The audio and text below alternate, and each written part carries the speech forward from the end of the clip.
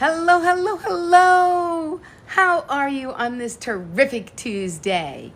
You know how this goes, right? This isn't your first time seeing me. If it's your first time seeing me, welcome. I come on Monday through Friday to chat a little bit about life and how to get through it a little easier so that you don't have as much stress. Because let's face it, you're not alone. You're not.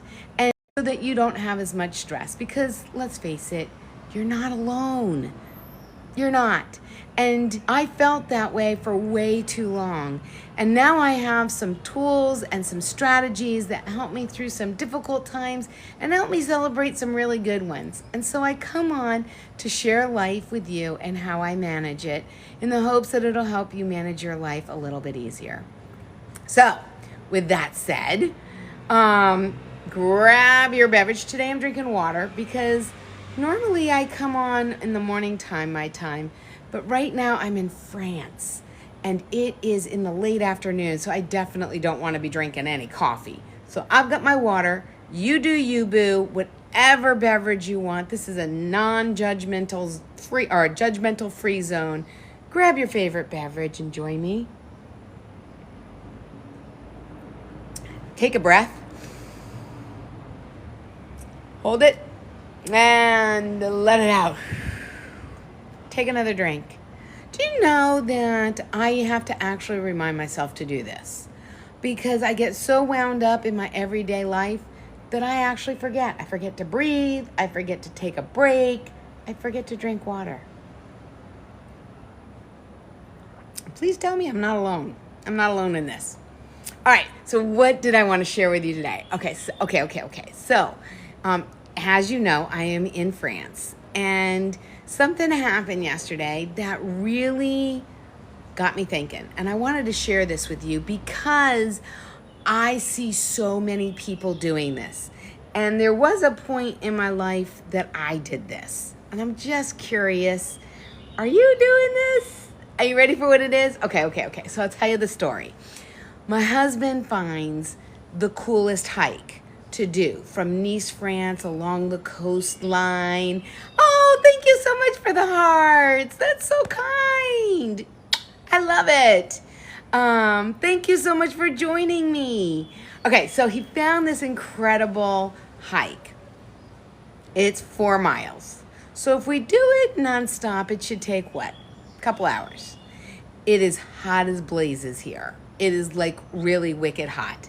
And we decide to go out on this hike. Now, the night before he saw the video, he thought, I really want to see these different angles and the different things along the coastline. Isn't this going to be beautiful? And then they showed in the video a very huge, steep amount of stairs.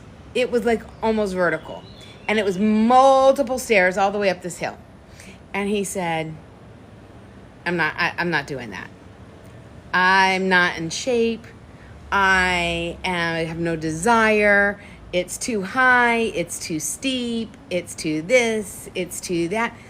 Before he even saw it in person, before he even walked to see how much energy he had, before he made the conscious decision, nope, not going there, not doing it. I'll walk there and then I'm going to turn around and walk right back. And I was like, really? You're going to decide that before you even see it? Maybe if you just, we just do it slow. I mean, yeah, you're not in great shape, but you're in shape enough that if you took it slow, you'd be able to do it. Nope. Did not want to do it. So we go off on our walk. We get there and he's like, oh, this is the 100 and some stairs. Look at all those stairs. And I was like, no, my friend, just look at the first one. Just look at the first one. You can do the first one. You can do the second one. You could probably do the first 10 even. He goes, yeah, but there's a lot more than just 10. I was like, yeah, but just focus on 10. Then take a rest. He said, nope. Can't do it. Won't do it. Not gonna do it. And I started to think, I'm gonna go do that. I'm going to show him. Now, did I sprint up the stairs? No, I did not. Did I walk up about 80 stairs and then get winded and rest for a minute? I sure did. I absolutely did. And then I did about 50 more and I rested. Yeah, got my breath, got my wits about me, and then I finished. And what did I do when I got to the top? What do you do when you reach a goal? Come on, if you've been following me a while, you know what you do when you reach a goal. Now, what I used to do would be like, oh man, that wasn't that hard. And then I would have just brushed it off and moved on. That's not what you do. You celebrate. So I started doing the happy dance. I started like pumping my fist. I started with, woohoo, I did it. Wow. I've got all these mosquitoes flying at me. So if I do this is not me waving at you. This is me trying to bat the damn mosquitoes away. So I celebrated. I took not even 2 minutes, 2 seconds, 10 seconds, and I celebrated. Whoop, whoop. And then I turned around, I looked down the stairs at my husband all the way 180 steps below me, filming me. And there were some people walking up the stairs. So what did I do? I encouraged the people that were coming up the stairs. You've got this. Only a couple more. You can push it. You're almost there. You've got this. Right? And they made it. They made it to the top of the stairs. Now, once I had a little chat with them, got my, calmed myself down, and I started walking down the stairs. And I will tell you that my husband had said, maybe if we had started at the end and we had come to the stairs and we were walking down the stairs, maybe I would do that because that's probably a lot easier than walking up. Really? Well, I'll tell you, as someone who did both, walking up made me more winded, but walking down actually hurt my knees more. And so often, I know people who talk themselves out of doing the thing that they really want to do, the fun thing, the exciting thing, the thing that would really light them up, change their life, change their trajectory. Why? Because they don't have the experience, they don't have the time, they don't have the money, they don't have the contacts, they're not in enough shape, that was something they should have done when they were younger. All this baloney that we tell ourselves and talk ourselves out of the thing that we want to do before we even take the first step. Could he have done it? Absolutely. But he couldn't have done it because he told himself he couldn't. And when I tell myself I can't do something, you know what? I'm right. My brain proves me right. But when I tell myself I can do it, I'll just take it slow. I'll just focus on the first 5 steps or the first 10 steps. If I have to rest every 5 or 10 steps, I'll just rest. Nobody says that there's a time, that the thing is timed. You got to finish it in a certain amount of time. No, you just need to finish. You just need to get in the game. Whether that's, I want to climb a bunch of stairs to see where it lands. What the view is from up there. The view was incredible. Right? Not going to get that view from down 180 stairs. Right? You totally change your vantage point. It gave me an incredible amount of confidence to be able to go and do that. Whoop, whoop. Right? Maybe you have something that you want to do. Maybe that something is a business or a book or to climb a mountain. Or I don't know. Let me know in a comment below. What is it that's something that you really want to do that you've talked yourself out of? You said, yeah, it was good in theory, but yeah, no, not really. I'm not interested anymore. And you talk yourself out of it as if you're no longer interested, which isn't true. But you tell yourself that so that the disappointment isn't so high, right? And yet, if you didn't make it to the top of the steps and you only made it halfway, that's halfway further than you thought you would. And talking myself out of things before I even experience them really sucks and keeps me playing small and doesn't allow me to live life to the fullest. Keeps me comfortable, yes, but doesn't really get me to experience life. I'm just watching it from the sidelines. If I'm watching everyone else go up the stairs and I decide I'm incapable, you walked there. If you walked there, you could certainly walk up there. But not if you tell yourself you can't. Because you see, our minds don't know fact from fiction. They only know what we tell it. So if I tell myself I can't do it, there's no way I will. But if I tell myself, sure, I can do it. There are people older than me. There are people with canes and walking sticks, and there's little kids. Certainly I can do it. There's nothing that's going to stop me.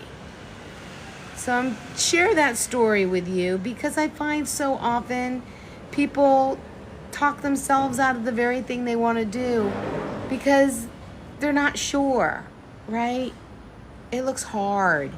It looks scary because we've never done it. We decide that we need more skill set, more experience, more contacts, more money, more time, more everything than what we have. And I'm here to tell you, you don't need any of that. You got everything you need right inside you, my friend. Whether that's, like I said, climbing 180 steps, climbing Kilimanjaro, Mount Everest, going on a 150-mile bike-a-thon tour. You got what it takes. Just take it slow. Not in any rush. There's no race. Just want to experience life and not leave 1 ounce on the field. Don't sit on the sidelines. Get in the game. Let me know in a comment below what you're going to do, what you're not going to talk yourself out of. Because, good golly, Miss Molly, there's so much life to live. And stopping myself from living it gyps me. Doesn't gyp anybody else. I used to do that. I used to be like, yeah, I'm not real comfortable in a bathing suit. Oh, I don't want to get my hair wet. Oh, I just put makeup on. I'm going to look like a raccoon. I don't want to look like that. I'm going to look like a drowned rat if I get in the water. Right? Oh, I bet you it's cold. Oh, those rocks. Those aren't going to be comfortable on my feet. I'll watch you guys get in the water. Really? I talk myself out of more stuff. More fun, more experiences. Stop, please. I didn't do that. I didn't talk myself out of getting in the water this time. I got in. I walked on the hot stones. They weren't very comfortable, I will tell you that. The water was cool. It was refreshing, not freezing. There were people there that had better physiques than mine, and worse. There were people there that were topless. I didn't feel like being topless, so I had a bathing suit on. But I did it. I absolutely did it.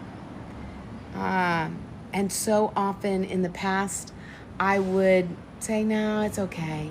I don't really want to get my feet dirty, or I don't really want to get my hair wet, or I really don't want to be in a wet bathing suit walking through town, or I would make up every excuse in the book to not get in the water, even though I know that it would be so refreshing, it would make me feel better, it would cool me off, and who the hell cares if I come out with wet hair? Me. I would stop myself. And I don't do that anymore. I don't stop myself. And I hope that this story has given you an invitation, an incentive to no longer stop yourself. Whether it's getting in the water, climbing stairs, starting a business, moving across the country, whatever it is that you want to do, stop talking yourself out of it, my friend. And instead, say, what is the one baby step today that I can take to start making this happen? And see how your future unfolds. It is mind-blowing. It is exciting and exhilarating when you say how instead of no. Stop telling yourself no. Just say, how am I going to make that happen? How am I going to get up 180 steps? How am I going to get in the water when there's rocks? How am I going to move across the world? And then see how you figure it out. You're smart. You're resourceful. You can do it. And on that note, I hope that you have the most totally terrific Tuesday. And I look forward to seeing you tomorrow. All right. Make it a great one. See ya.